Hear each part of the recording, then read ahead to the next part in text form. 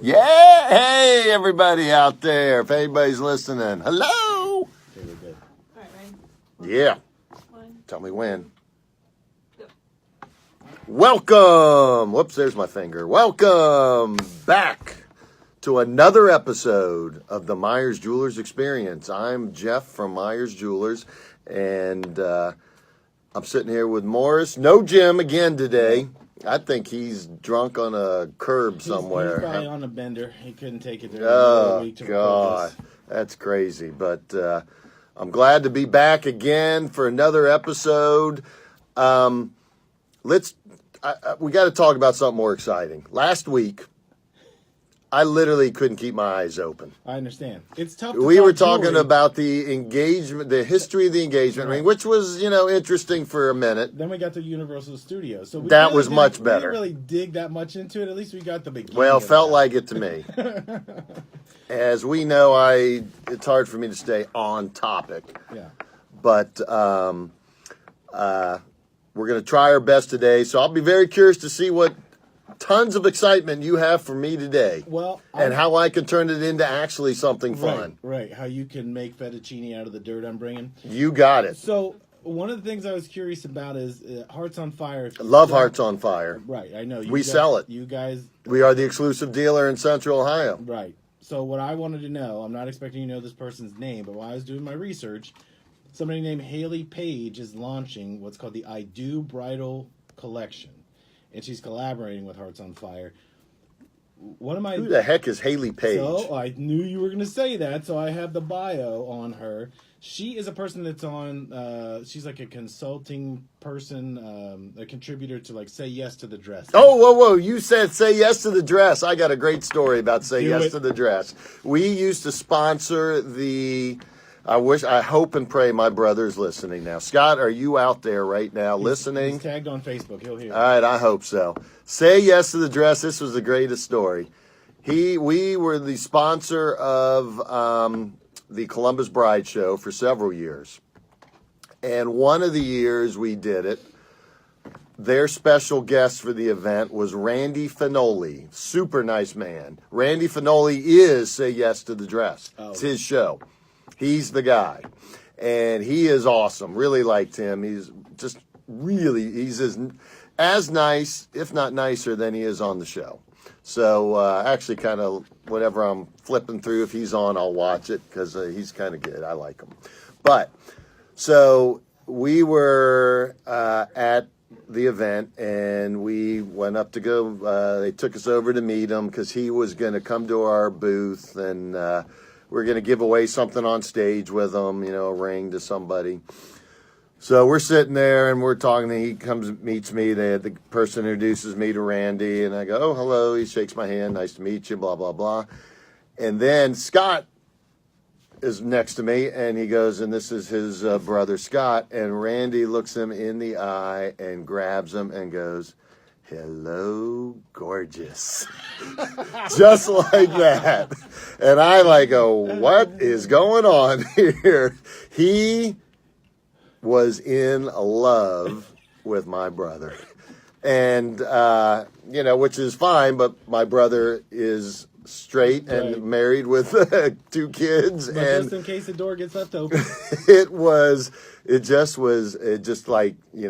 like something I was expecting. And then I started, and the whole time we were taking pictures, he was putting his arm around him and all that. This whole time I'm thinking, what's wrong with me? Right. Why? He just gave me a hello, nice to meet you. He gave him, hello, gorgeous. Just like that. He probably knows how much you like hockey. He probably didn't think you were watching his show. So you mentioned Say Yes to the Dress, and I always love that story. You guys did do that event for 7 or 8 years? Did for quite a while, yep. Then it used to be at the convention center, and I really liked it when it was there, and then they moved it somewhere else, and I didn't like where they moved it, and then it moved again, so we just kind of got away from it. When those kind of shows, like I said, there are a lot more of these Say Yes to the Dress and the TLC shows. They're not really getting into the specifics of the diamond or the dress. It's more like this is the value of something. When you would do those shows, you and Scott, were you there able to teach people, or what were they going there for? Were they No, this was the Columbus Bride Show. Right. I'm saying when you're actually face to face with people, are they looking for ideas, or do they know what they want? Well, that was one reason why we stopped doing it, was because we were going after people looking for, engagement wedding rings. There were people for sure looking for wedding rings. Bands, you mean, not? Yeah, wedding bands, but the engagement ring, usually by the time you're going to a bride show, you're engaged already. So you lose that part of it. And a lot of people will go right back to the same store that they bought their engagement ring from to get the wedding band. So you lose those people.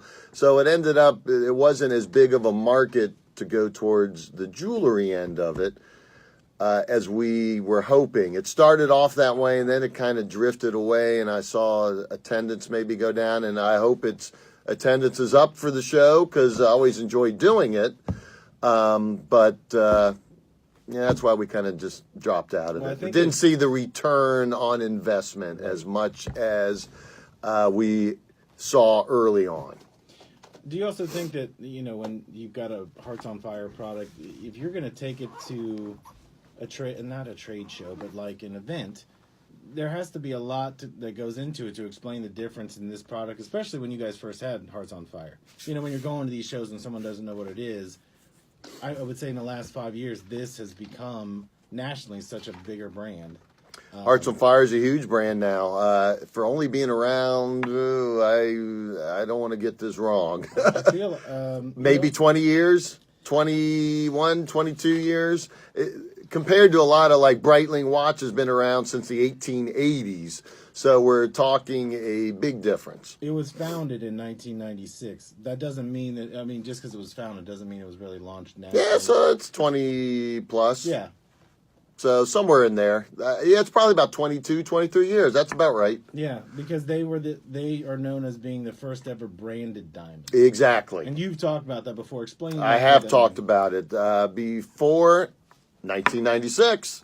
Good. You came up with some actual useful info this time. I have all these papers and we ignore them. I see all the papers and I'm like, I keep looking. I go, man, that was a lot of work for something we're never even going to use. But so previous to 1996, a diamond was just a diamond. So you go into a store, I want a diamond. I want a 1 carat, D color, SI1, whatever. Hearts on Fire, by a gentleman by the name of Glenn Rothman, very, very nice man, had the idea. He goes, why can't we have like watches? You go into a store, I want a Breitling watch, I want a Movado watch. Why can't somebody walk into a jewelry store and go, I want a Hearts on Fire diamond? It doesn't exist. He goes, let me brand a diamond. But you can't just take any old diamond that's sold in every single store everywhere and say, oh, this is a Hearts on Fire. I had to do something different to make it special, which he did an incredible job of. Just to give a quick history of what a Hearts on Fire diamond is, I will try to get that done in 2 minutes. Time me right now. I'm looking at the clock right now. All right, so start now. See if I can do it in 2 minutes. Okay. So Hearts on Fire, what they do different is at the De Beers warehouse, they have an office within the warehouse. One of 2 companies in the entire world that have an office there. And when the rocks come through from the mines, they get to pick the top, and I believe it is 0.5% of the finest rock in the world from the group of rocks that come through every time they come into the factory. So they pick the finest rock, then they take it back to their cutting factory, and they cut every single diamond, ideal cut, perfect. And on top of that, they cut it. Every other diamond cutter cuts a diamond under a 10 power magnification. Hearts on Fire does it under 100 power. So they cut their perfect diamond 10 times more precise than any other diamond cutter in the entire world can do it. And that gives you the magnificent sparkle, because the better a diamond is cut, the more it sparkles. And that's why they call the Hearts on Fire diamond a 10-table diamond. You can see it sparkle from 10 diamonds or 10 tables away. How'd I do? You did it in 91 seconds. Oh, wow, that was really quick. You're getting better at this as you keep going. Yeah, that was good. So that gives you an idea. So let me just Sure. keep going there. So they now have this diamond that is different than any, and still to this day, nobody cuts a diamond at 100 power. So I've had people go, well, that's just mumbo jumbo. You tell them, oh, cut it at 100 power. But the cut of a diamond is what makes a diamond sparkle. So the better the cut, the more the sparkle. And that is why when you see a Hearts on Fire diamond, come into Meyers Jewelers, ask to see the sparkle of a Hearts on Fire diamond, and you'll put it against any other diamond, and it will out-sparkle it. Now, we have the bright crystal diamond, which is almost as sparkly, but it is not quite as sparkly as a Hearts on Fire diamond. The crystal makeup is really nice, not quite the crystal makeup, because Hearts on Fire gets to pick the best 0.5% of every diamond that comes through the De Beers warehouse. And then they cut it at 100 power, as I mentioned. And they cut every single diamond perfect. Where the bright crystal diamond has that really nice crystallization to it, but they don't cut them at 100 power. So that's a big difference. But if you can't afford the Hearts on Fire diamond, because they do run more, the bright crystal diamond is a great second option. Is the bright crystal diamond, as far as your store, I mean, we've talked about that they're mined in Russia. Correct. Does Hearts on Fire also get to look at the top 1% of the Russian stones? No, they have their deal worked out with the De Beers company. But that gives the Which bright, is where, the majority of the diamonds in the world come through there. right. So they get literally the absolute cream of the crop top pick. I mean, all anybody ever has to do if they doubt it is to come in our store. We're a non-aggressive, not a pushy sales philosophy store. We're not hard sell, any of that. And just take a look. You don't even have to talk to anybody. Just look in the case, and you'll look in that case, go look in any other diamond case in the entire city, and nothing will sparkle like a Hearts on Fire diamond, period. Do you think that when you are, is it kind of, when you're showing Hearts on Fire, do you start there? I mean, I know you don't always start with everybody. I know you're taking their budget into account.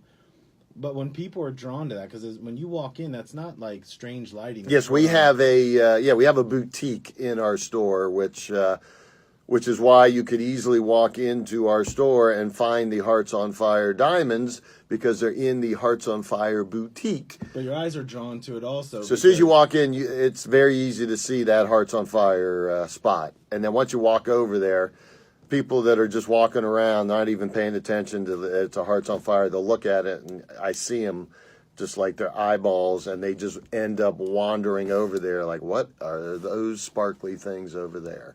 And there's no special lighting, because we will tell people, take this ring, go walk over to a part of the store where there's no light, and go in the shadows and see that diamond will still sparkle. It does. That's why it's called the 10-table ring. Yep. We get a lot of people that'll come back, to get the rings cleaned, that go, we were in. We don't get as much because movies aren't quite as popular as they used to be.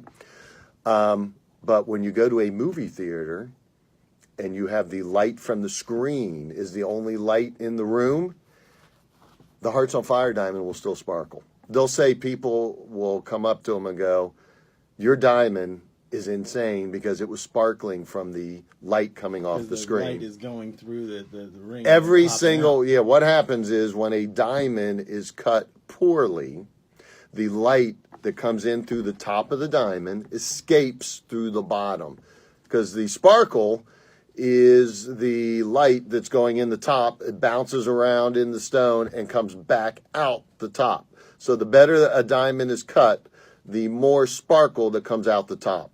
So a Hearts on Fire diamond, and I don't know the exact number, but it's like 90-some% of all the light that comes through the top of the stone goes back out the top.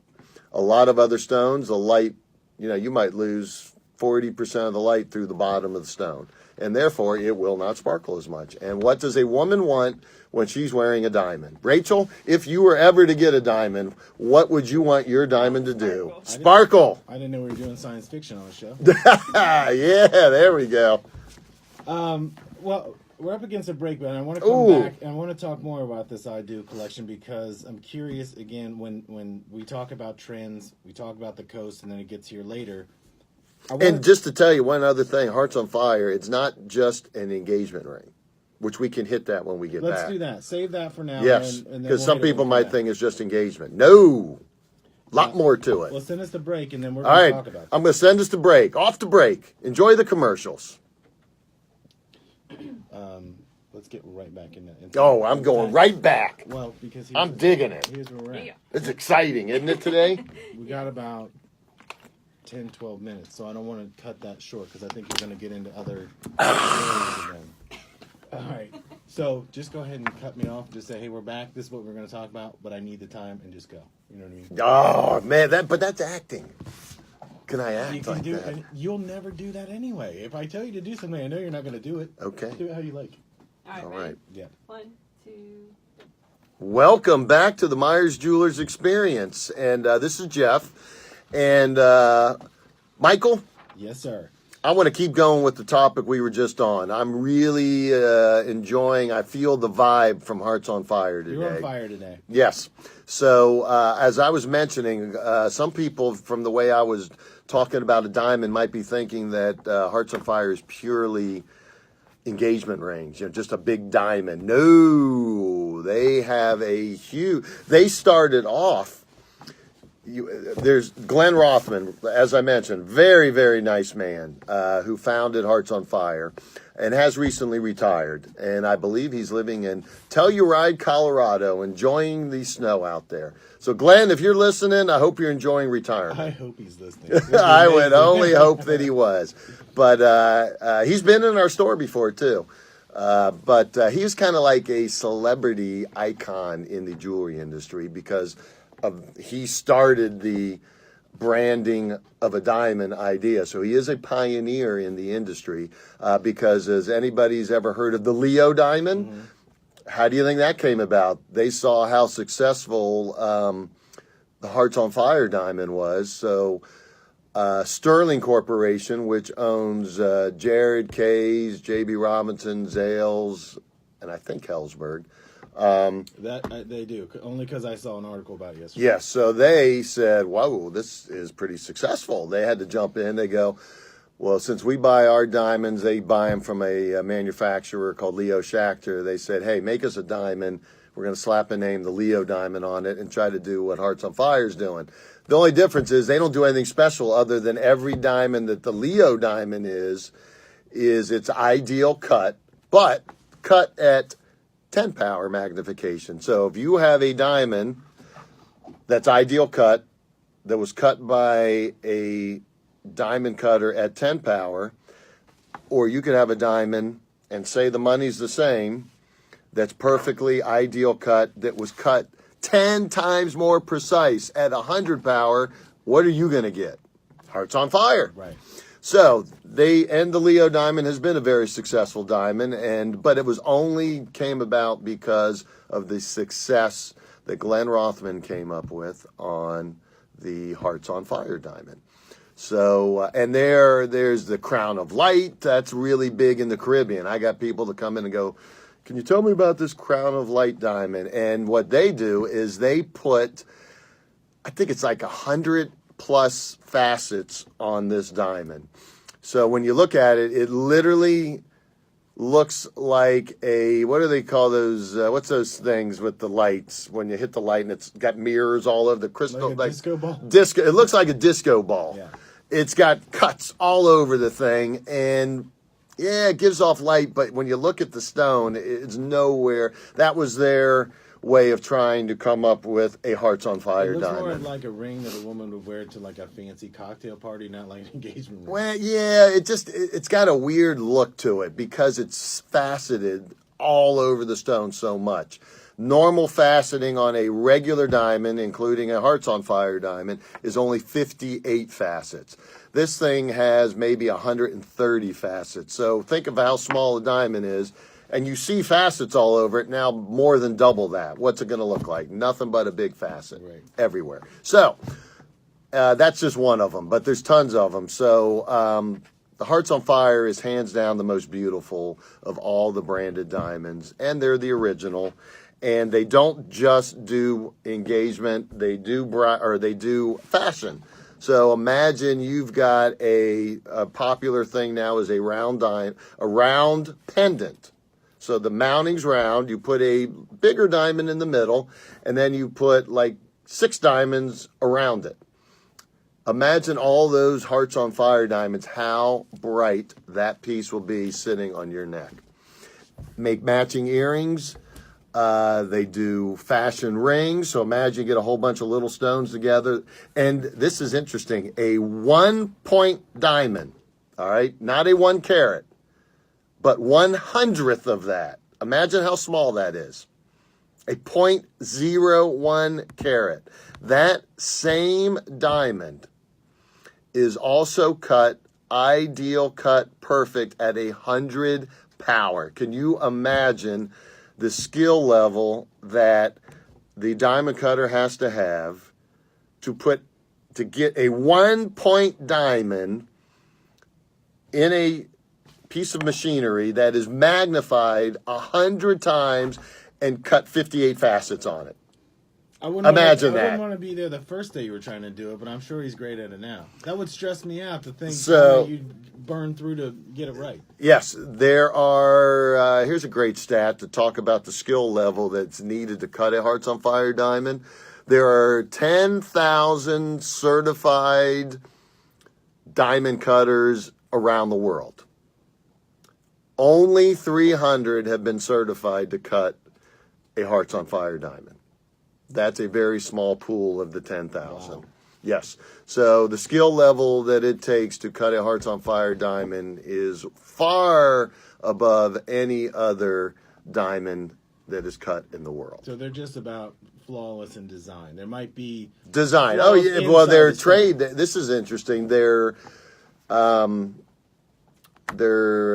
like we say, experience Meyers Jewelers. They're saying is Hearts on Fire is the world's most perfectly cut diamond, which from everything that I've been talking about, hey, whoa, hold on. My son Justin's watching. Hello, Justin. Nice to see you. Get back and make some money. Trade stocks. I always forget where I was at. You were talking to Justin. No, I'm kidding. Yeah. You said hey, Justin. The Hearts on Fire is known as the world's most perfectly cut diamond. Yes. And we were saying how that is their phrase that they're known Yes, for. yes. So that saying is they've trademarked it. So it's on everything that they put out. Hearts on Fire, and below it says the world's most perfectly cut diamond. They have been sued by other diamond cutters in the Massachusetts court because their corporate headquarters is in Boston. They have had to go to the Massachusetts Supreme Court 3 times to fight it, that they are worthy. Their diamond truly is the world's most perfectly cut diamond. And how do you think they came out all 3 times? Sounds like they won. They won. I know the answer because you've told me this many times. They won. Yeah. So it's proven in a court of law that they have the world's most perfectly cut diamond. Now What do you think of that? Well, it's pretty amazing because I can remember, if we're going back on this, to '96 when they first launched. I was in a different world. I was selling radio, and we were sitting around, and you were telling me about it, and I'd never heard of this. So to see where it is today, 20-some years later, it is a cool thing because you would tell me how they were the first time this lawsuit thing came up, and then the second time. Yep, 3 times.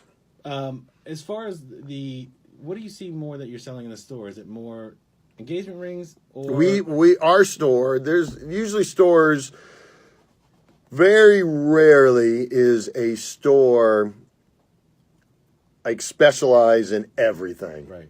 You know, it's hard to do everything. Kind of like a doctor, you you're usually a specialist in a field.